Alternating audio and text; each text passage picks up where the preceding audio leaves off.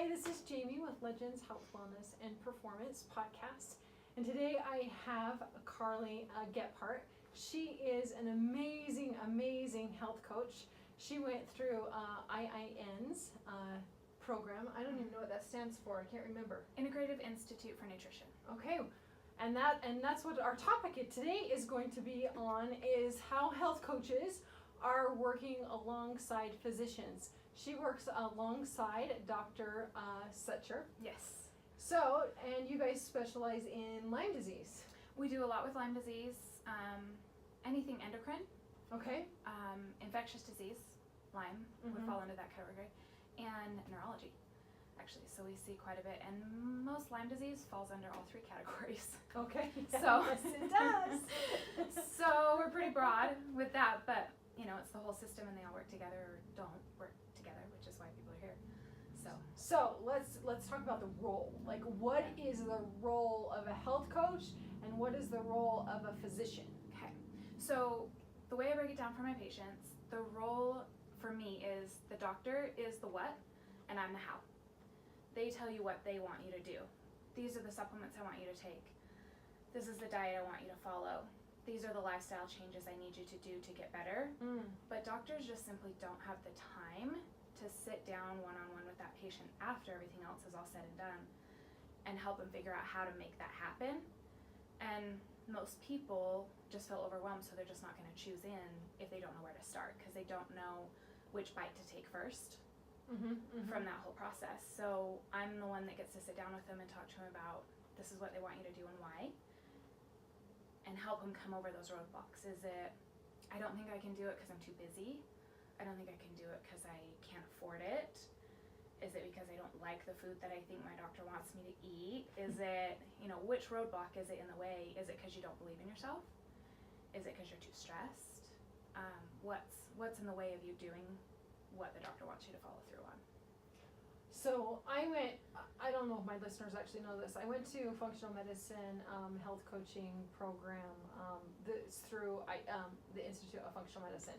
And when I went through that program, what you're describing is what they called motivational interviewing. So you're you're trying to find out, just like you said, you're trying to find out what their obstacle is, and you are the one that's trying to personalize and customize the care. Right. Because the physician doesn't have the time to do that. So what are most people's roadblocks? Is there a common roadblock?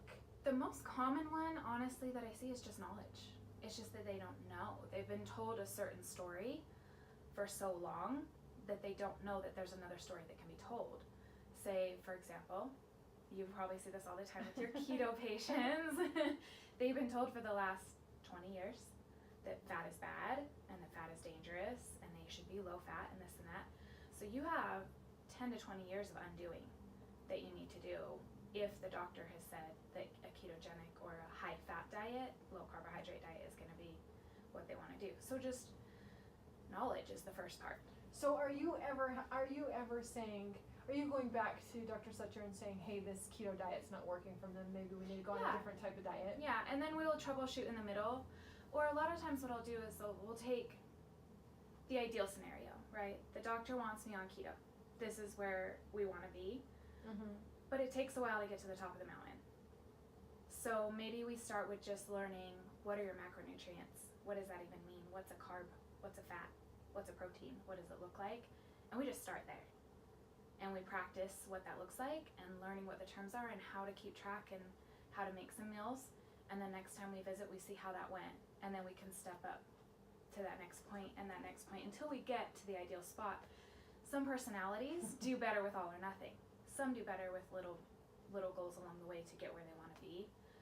So that into consideration. I'm an all or nothing person. I just, okay, you want me to do that? Let's clean out my pantry, dump everything, start 100%.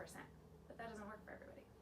So how do you work around that? How do you, are you working around them? How do you work with somebody when they're like not an all or nothing person, right? How do you work around that? Then I just start with what's the most important goal we're trying to accomplish? Like, why did the doctor want him on this? Are we trying to reduce inflammation? are we trying to lose weight? What was our end game in this? Was it to help with their immune system? Was it to help with their brain function? Why did the doctor want to do this? And that is something that I always ask the physician, whether it's Dr. Sucher, Dr. Porter, whoever refers, why do we want to do this eating plan? Why do we want to make these changes? So I understand what the end game is for the physician. Then we can pick and choose around it. Like, the end game is weight loss. Okay, we can see some benefits from changing a few other things and kind of ramp up as we change their taste buds. But everybody is so different. In school they teach us bio-individuality. We're all different. We have a different fingerprint. We have different DNA. There's not a one size fits all. So each one's going to be a little different. And everyone has a different trigger. Like, what motivates you is very different than what motivates me. Yeah. Like, for me, I'm an obliger by nature. So I like to do things that I feel like are right or appropriate. And then other people maybe are more the ones that like to buck to the system a little bit. So, like, kind of feeding into that personality type that your client has to make it work for them so that it can be a lasting journey, not just okay, I tried it for 6 weeks, I hated it, I failed, I'm over it, and they don't want to go back to it. So do you find yourself educating what they didn't understand that the physician wanted them to say? Oftentimes, especially with Dr. Sucher and Lyme disease, their patient education handout that the doctor gives them to send them home with is a lot of information, a lot of new information they are not familiar with. Terms they're not used supplements that they're not accustomed to, terms, when do I take my medicine, what do I take it with, what do I do if I don't respond well, and kind of just getting their feet wet a little bit with what that information means. And sometimes all it looks like is sitting down and looking at that handout together, line by line, and answering the questions they have. It may be that simple in that first session. So, do all of her patients come see you? Not all of them. She gives it as an option for her patients if they feel like they just need a little extra to understand what's going on, or maybe she gave them the information and they took it home thinking that they got it, and then they read it and went, I don't understand. I mean, how many times as a kid did you get told by your math teacher, I this think is the homework? 15 times. And then you're like, I got this, and you go home and you're reading it like, I don't got this. Yeah. So sometimes they just go home, try to figure it out on their own and see what they can do. And then next time they come in for their follow-up and the doctor asks, how did things go? Maybe they didn't go so well and they have a lot of questions, then they're more likely to schedule at that point. But. So how does that work? So do they buy a package from you? Do they buy individual? It's just per hour. Okay. So we just do it by the hour. Some patients we meet for 1 hour and they're like, I'm good. Let's see how things go, and I'll check in with them via email or phone call a couple of days or a week after, just to say, hey, maybe I came across a new recipe or a new article or something that reminded me of what we had talked about, so I'll send it to them, just touch base, make sure they're staying on track, see if they have any questions. And then some we may see once a week, depending on how intense they want things to be or how much information they want, or how much accountability they want too. Because with health coaching comes a lot of accountability for you to stay on track, kind of like working with a personal trainer. Like, I don't want my trainer to see that I gained weight on the scale, so I'm going to do what I have to do. You'll see your patients kind of do the same thing of like, I don't want to tell her that I didn't do that. I don't want to tell her that I like fell off the wagon, so to speak. So the accountability aspect comes in for a lot of personalities too. So they would just schedule with our receptionist at the front desk 1 hour at a time. And kind of go from there. We see how they do, and maybe we'll schedule one in 2 weeks and have a recheck to see where things are at. Maybe it's once a month, maybe it's once a week. So are some people hesitant to pay you because they have to pay, right? They don't want to. They already had to pay the physician and buy their supplements, and it's another cost. Yeah, definitely they are. It's not that they don't want to see you. They just they can't add that added cost. Right. And that happens a lot with our chronically ill patients. They've kind of been through the ringer, so to speak. Yes. Been to a lot of doctors, a lot of physicians. They've spent a lot of money. They don't, they're kind of at a point where they're like a little jaded maybe, because they've been shown so far not to trust because it hasn't worked yet. So sometimes it's just a matter of trust and building a relationship, because they kind of have their guard up a little when you've been told for 10 years, nothing's wrong, you're fine, but you know in your heart that there's something else going on. You know, you kind of start to guard a little about who you open up to, or who you talk to about it, or how much you invest in that next step, because what if it doesn't work like the other things didn't work? And some of the sessions are about that. Some of the sessions are more about emotional needs than it is about physical needs. So I was actually going to ask you that. So with health coaching, it's not just about a diet plan, and I know that a lot of times people are coming because we have such an obesity epidemic. It's not just about a diet plan. We're looking at your sleep, your relaxation, your anxiety, your work, right? Your relationships that you are in, like you your said, spirituality, the emotion. your everything. So is there a system that you follow, or how do you know where to start, or do you ask them where to start? I usually ask them where to start. In school they gave us a pie chart per se that you can give your client, and they kind of fill in on that pie chart each section, like spirituality, work, love life, diet, nutrition, exercise. All of those are a piece of that pie chart, and they fill in how satisfied they are with each area. So you can see, is it well balanced, or are there some spots that we need to work on? I found that I don't really love that. Oh. Most people aren't exactly forthright about where things are at with that, because they don't want to admit that maybe they're not where they want to be. We work so hard in our daily life that we don't want people to see that we're maybe struggling somewhere, or until I actually have a relationship with you, maybe you don't want me to know that your love life isn't what you want it to be. Maybe you don't want me to know that you're having questions about your job or whatnot, because you don't know me yet. Right. So you're not going to fill it in honestly. So I find that it works a little better to get working with someone and talk to them and establish a little bit more of a relationship before we kind of jump into that personal space. I think to build a rapport. Yeah, because when they think first. health coach, it's only health. So they don't want to talk about anything but health. But that's what that's what I think people need to understand. Health is about social connections. Yeah. Health is about being in right relationships, right? Having right emotions. Or health is about time management, because if you're stressed all the time and you have all these demands on you, at night. Well, you're distracted, right? You're not distracted. You're not present, and therefore you don't feel good about yourself. And that is a part of. I mean, at the end of the day, are we not trying to? We're not just trying to be these amazing peak performers. We're trying to enjoy life, and we all want to celebrate life. Yeah, and it's gonna look different for each person. Yes. Right. So, one of the other things that I talk about with a lot of people is the comparison trap. Don't look at what your neighbor's doing. Don't compare. Like, your job doesn't look like their job, so how can you compare what it looks like? Your life. But we live in a world of social media and comparison, so I want to have the haircut like she has because it looks really good on her. She works out really hard, and look at that body. I want that too. Oh, look at how they're eating. If I eat like that, I can look like that. And we have this constant influx of information that maybe is not the right information for you. So that's, I feel like, where another point for health coaching comes in, is helping you get past all the noise that's constantly being told what's right to find what's right for you. Well, I think that's really important, because some people are facing a chronic illness or a chronic disease, and their next step is to get out of bed or to function in society. Their next step is not to how they look. It's not to have six-pack abs. It's to function and be able to make breakfast for my kid. Yeah.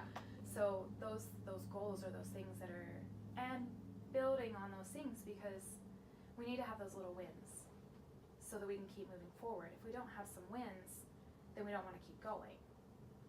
Then we want to change what we're doing and try something different because it didn't work. So building on those little wins, whoever it is, like maybe you're a mom who's postpartum and you're just trying to get enough sleep, and you want to lose a little bit of weight and feel better in your body because your body's a little foreign to you now that you're postpartum. So maybe hormones are yeah. disrupted. So maybe for you it's okay, I'm gonna walk for 15 minutes by myself. Not with my kid, not with my dog, not with my husband. I'm gonna have 15 minutes to me, myself, to work on me. And maybe that's where it starts.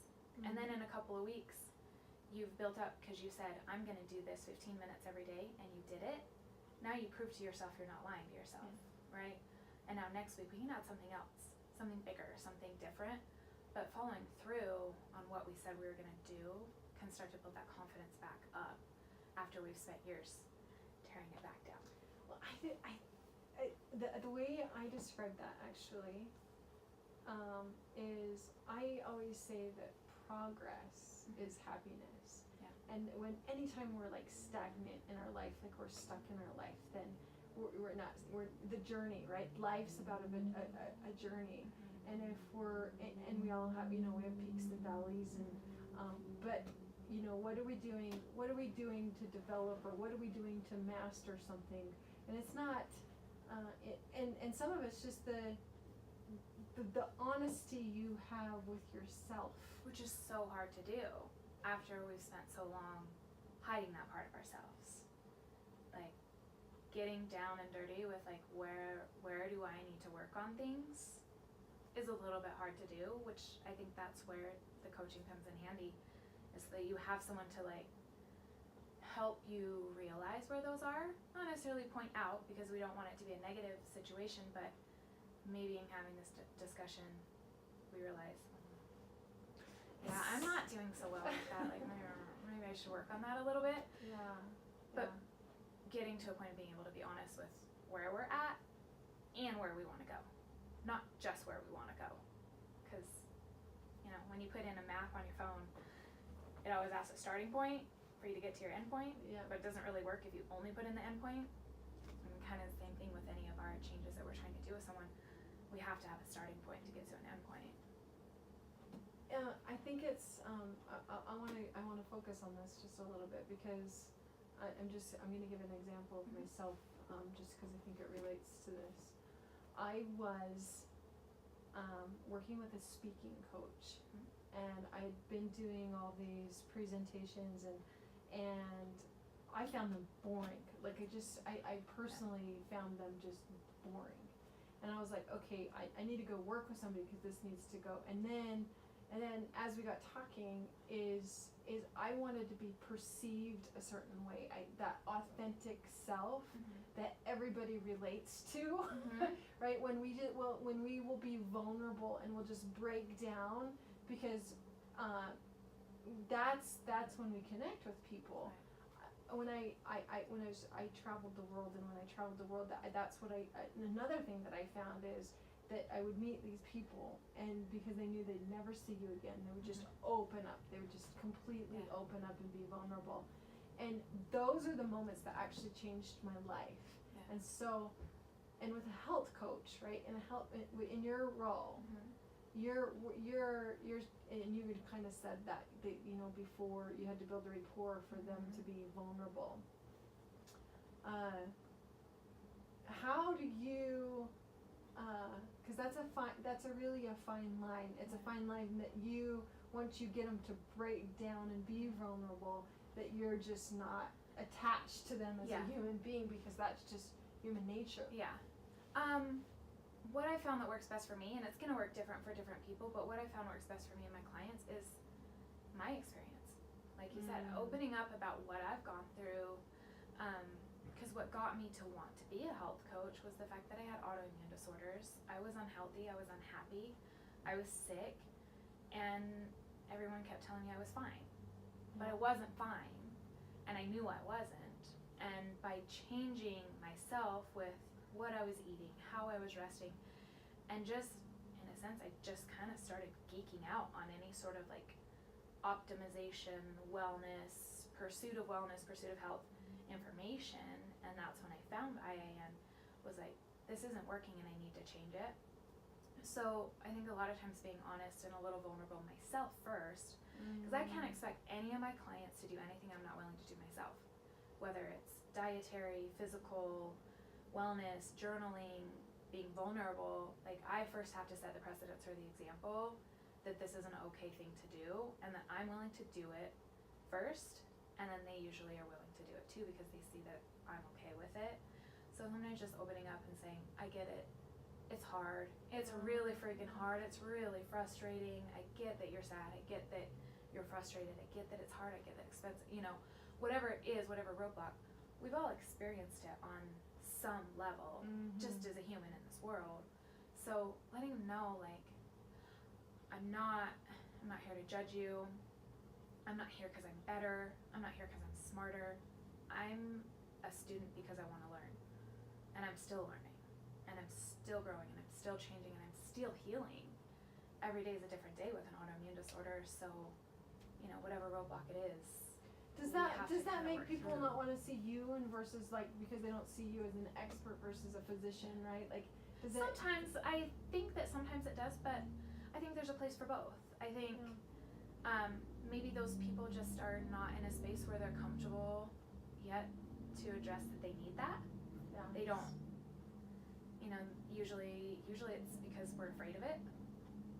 It's a thing we don't want to go there to yet. Well, but even the healthcare system is not.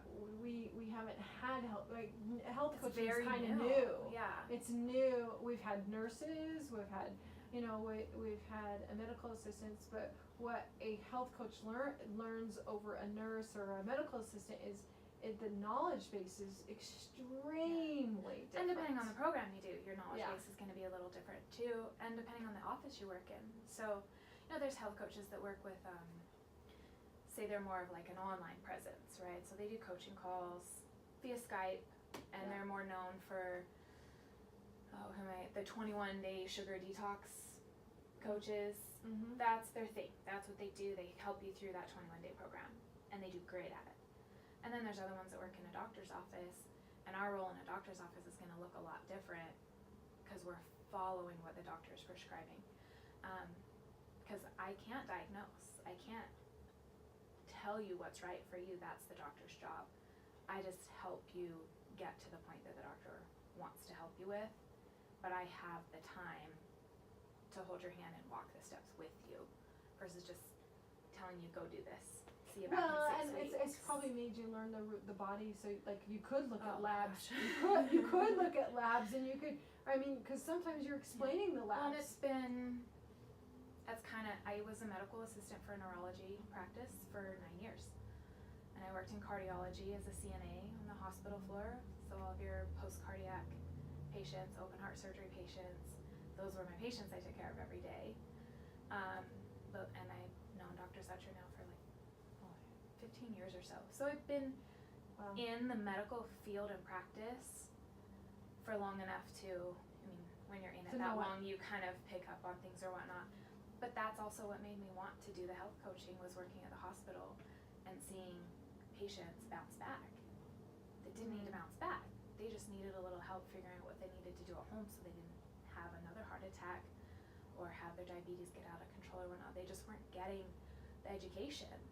They were discharged with their little paper that said, follow this, come back if you have a problem.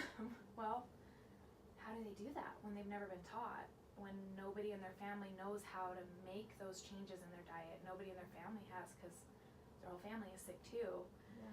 And it was so frustrating and heartbreaking to see the same people come back through the hospital doors time and time again when it's something that could have been addressed with some education and lifestyle management. So let's go into some of the education, right? Let's go into maybe start with lifestyle and then let's move into diet. Yeah. What are some good just overall strategies for lifestyle changes that you're telling people? Overall, resting when you need to rest is huge. We live in a world of hustle. We're always trying to keep up. We gotta fit more in the day. All the things I've gotta fit in, and learning to say, I need to rest right now. I need to go to bed early.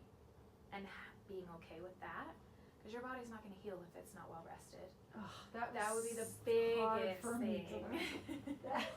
I struggle with it. Last night I was up way too late because there was a show on. I wanted to see how it ended. I know better. I should have gone to bed at 9. I'm paying the price today. It's those little things, but you know that and you move forward from it. And tonight I'll go to bed earlier to compensate for that. But I mean, we're all and that's the other part is understanding that you're a human, and things are gonna change. Like what you need right now and what you need in 5 years are gonna be. It's gonna look different. So understanding to do what you need to do, what's best for you right now, today, and being flexible enough with it to know that it's gonna change. It's a process. That is, I think that is key. I think that is really key because, I can think of my own life, you probably can think of your own life, right, where there's times that my body demanded the rest so it could heal, so I could actually come on the other side. I overtrained, like I really, really overtrained, put my body into adrenal fatigue. And a lot of people over-exercise, and we have a society that overtrains, over-exercises, because they don't know the importance of relaxation, that for them to get the body that they want, right? Yeah. They have to relax, and so I think that is so. I think you just nailed. And it's a hard one to learn. It like so I'm sure hard. you're still working on it. I know I'm I don't still like working it. on it. I don't like it that one. My husband tells me all the time, go to bed. But I still go to bed. I know, I need to go to bed. Yeah. It's really hard to do because you think, somehow we think that makes us not as good as that next person who's pushing harder or whatnot, but well, we're our trained body, you look at business people and they push. But eventually your body's gonna say enough. And it's, if you won't do it, your body's gonna make you. Yeah. So do you wanna do it now, while you still have some say and some control over how all of this is working? Or do you want to wait until your body's like, enough, and doesn't give you another choice? Yeah. Because eventually you're going to get there. Eventually your body's going to scream louder than, because you're not paying attention to those little things adding up. And it's just going to scream louder until you pay attention. So. Yeah, no, it's such, the body can't heal when it's in a sympathetic or fight or flight mode. It just, we have to be in a rest or relax, the parasympathetic mode. That's we just have to. Biggest one for everybody. Wow, okay. Be flexible and rest. And then we can work on the finer points of which diet you're doing and how to tweak that. What does your exercise look like? If you can. Some patients can't yet. They're too sick, their adrenals are tanked, they have Lyme disease, something. So maybe their activity looks like a 20-minute Tai Chi video on YouTube. Yeah. And that's it. Maybe you're at a point where you haven't had to get that ill, so your exercise looks like, for me, is going to CrossFit 3 times a week. But I also know that going every day, bad idea. But I learned through trial and error. I need an extra day in the middle of rest and recovery, and that might for me look like taking my dog for a 20-minute walk, and then tomorrow I can go to the gym and hit it hard, and then the next day maybe it looks like some stretching or restorative yoga. And being flexible with it, because maybe on my gym day I'm premenstrual, or yesterday was Easter and I ate way too much sugar, so now I'm all foggy and swollen and I don't feel good, so maybe today's gym looks different than I wanted it to, but you make it work with what your body wants you to do and let go of that expectation of what you think it's supposed to look like. Yeah, that's it. It takes time to learn to listen to your body. I think everyone's still trying to learn. I think as long as you're living, I've met 90-year-olds. It's not gonna stop. Yeah, you have 90-year-olds that are still trying to figure out how your body's always changing. That's true too, right? So your body's always changing. One of my favorite quotes from a gentleman, Julian Pinot, he's a strength coach, amazing, from France, says, it's not a diet, it's a learning process. And it's not my learning process, it's yours. That's beautiful. And that's what it is. It's a learning process. Every day is different, constantly learning, constantly changing, constantly adjusting. And that's just the way that we have to work through it. Otherwise you don't work through it. Yeah. You gotta be willing.